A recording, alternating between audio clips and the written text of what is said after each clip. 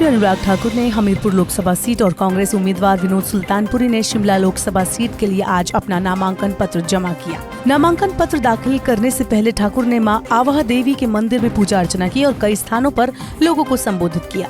कांग्रेस ने अनुराग ठाकुर के खिलाफ ऊना के पूर्व विधायक सतपाल रायजादा को अपना उम्मीदवार बनाया है। शिमला में कसौली से मौजूदा विधायक विनोद सुल्तानपुरी ने शिमला लोकसभा सीट से अपना नामांकन पत्र दाखिल किया। नामांकन दाखिल करने के दौरान मुख्यमंत्री सुखविंदर सिंह सुक्खू, पार्टी की प्रदेश इकाई प्रमुख प्रतिभा सिंह और कैबिनेट मंत्री हर्षवर्धन चौहान मौजूद रहे। सीएम सुक्खू ने कहा कि ये कोई सामान्य चुनाव नहीं है, ये लोकतंत्र को बचाने और देश की राजनीति को दिशा देने का चुनाव है। उन्होंने आरोप लगाया कि भाजपा ने हिमाचल प्रदेश में कांग्रेस सरकार को गिराने के लिए धन बल का इस्तेमाल किया। मई के दूसरे हफ्ते में लोकसभा चुनाव के लिए नॉमिनेशन की प्रक्रिया पूरी होते होते हिमाचल में ठंड होने के बावजूद सियासी पारा चढ़ना शुरू हो गया है। साल 2019 की मोदी लहर में हिमाचल की चारों सीटें जीतने वाली बीजेपी इस बार भी क्लीन स्वीप पर हैट्रिक लगाने का दावा कर रही है, लेकिन इस बार बीजेपी के लिए मुकाबला इतना आसान नहीं होगा। पिछले 2 चुनाव की अपेक्षा इस बार कांग्रेस की तैयारियां ज्यादा मजबूत दिखाई दे रही हैं। सीएम सुखविंदर सिंह सुक्खू की अगुवाई वाली राज्य सरकार के 3.5 साल शेष बचे हैं और पार्टी की तैयारियों से लग रहा है कि बीजेपी की हैट्रिक को रोकने के लिए सरकार के पास बेहतरीन मौका है। 10 साल बाद आम चुनाव में लोकसभा सीट जीत कर अपना खाता खोलने का कांग्रेस के लिए सुनहरा मौका हो सकता है। अब पार्टी इसे कितना भुना पाती है, ये देखना होगा। नामांकन प्रक्रिया का दौर शुरू होते ही हिमाचल में पूर्व प्रचार ने रफ्तार पकड़ ली है। लोकसभा क्षेत्र हमीरपुर से 4 बार के सांसद भाजपा प्रत्याशी केंद्रीय मंत्री अनुराग ठाकुर ने नामांकन दाखिल करते ही कांग्रेस के अलावा आम आदमी पार्टी पर सियासी निशाना साधा। ठाकुर ने ऊना हमीरपुर रेलवे लाइन व मेडिकल कॉलेज को लेकर प्रदेश सरकार पर कटाक्ष किया। ठाकुर ने कहा कि सीएम सुक्खू ने हमीरपुर मेडिकल कॉलेज बनवाने में 1 पैसे की भागीदारी नहीं दी। इतना ही नहीं, 40 साल तक कांग्रेस ऊना में ट्रेन तक नहीं चलवा सकी। कांग्रेस की सभी गारंटियां फर्जी और फेल हैं। इस बार के चुनाव में भाजपा बाजी मारेगी और अपनी सभी गारंटी पूरी करेगी। अनुराग ठाकुर की बात में कितनी सच्चाई है, ये तो चुनाव के नतीजे ही बताएंगे।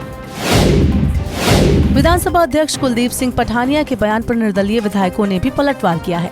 हमीरपुर से विधायक आशीष शर्मा का कहना है कि स्पीकर जो करना चाहे अब कर लें, मामला हाई कोर्ट में है। ऐसे में स्पीकर के नोटिस का जवाब देना जरूरी नहीं था। तीनों निर्दलीय विधायक चाहते थे कि लोकसभा चुनाव के साथ उनके चुनाव क्षेत्र में भी उपचुनाव हो, इसलिए स्पीकर को पहले ही इस्तीफा देकर अगले दिन भाजपा ज्वाइन कर ली। इस्तीफे पर फैसला लेना विधानसभा अध्यक्ष का विशेष अधिकार है, लेकिन ऐसा क्यों नहीं हो पाया, ये सब जानते हैं। इसलिए अब स्पीकर इस्तीफा स्वीकार करें या डिस्क्वालीफाई करें, ये उनको तय करना है। हम कोर्ट से फैसला आने के बाद ही अपना लीगल रास्ता देखेंगे। वहीं होशियार सिंह ठाकुर का कहना है कि सरकार चुनाव करवाने से डर रही है, इसलिए स्पीकर का इस्तेमाल कर रही है। लोकसभा चुनाव और विधानसभा उपचुनाव के लिए नामांकन को अब 2 ही दिन शेष बचे हैं। इस दौरान प्रदेश भर में बड़ी तादाद में नामांकन दाखिल करने वालों की भीड़ निर्वाचन अधिकारी कार्यालय में जुटने की संभावना है। कांग्रेस ने शिमला संसदीय क्षेत्र से 5 मंत्री और 3 सीपीएस को भीड़ जुटाने की जिम्मेदारी सौंपी है। शिमला सीट पर भाजपा प्रदेशाध्यक्ष डॉक्टर राजीव बिंदल की रणनीति भी दांव पर लगी है। राजीव बिंदल लगातार रणनीतिक फैसले ले रहे हैं, जबकि कांग्रेस की रणनीति शिक्षा मंत्री रोहित ठाकुर और मुख्य संसदीय सचिव संजय अवस्थी के हाथ में है।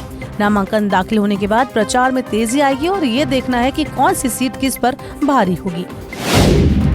भाजपा के आखिरी दौर की नामांकन प्रक्रिया के बाद अब केंद्रीय नेताओं और स्टार प्रचारकों की रैलियों का दौर शुरू होगा। प्रधानमंत्री नरेंद्र मोदी खुद 19 से 23 मई के बीच 2 संसदीय क्षेत्र में रैलियां करेंगे। मंडी और कांगड़ा सीटों पर प्रधानमंत्री खुद आएंगे, जबकि शिमला और हमीरपुर सीट पर केंद्रीय गृह मंत्री अमित शाह आ सकते हैं। वहीं 18 मई को भाजपा के राष्ट्रीय अध्यक्ष जेपी नड्डा भी चंबा में बड़ी रैली के लिए आ सकते हैं।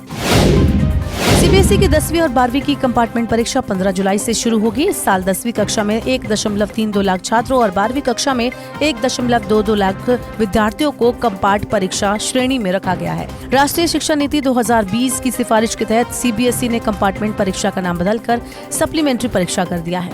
12वीं कक्षा के विद्यार्थी को एक विषय में सप्लीमेंट्री परीक्षा के जरिए अपने अंक में सुधार करने का मौका दिया जाएगा, जबकि 10वीं कक्षा के विद्यार्थियों को 2 विषय में ये मौका मिलेगा।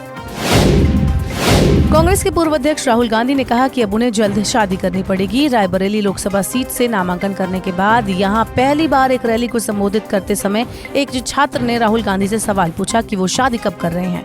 इसके जवाब में राहुल गांधी ने कहा कि अब उन्हें जल्द शादी करनी पड़ेगी। रायबरेली संसदीय क्षेत्र से कांग्रेस के उम्मीदवार राहुल गांधी यहां महाराजगंज स्थित मेला मैदान में आयोजित एक चुनावी रैली को संबोधित कर रहे थे।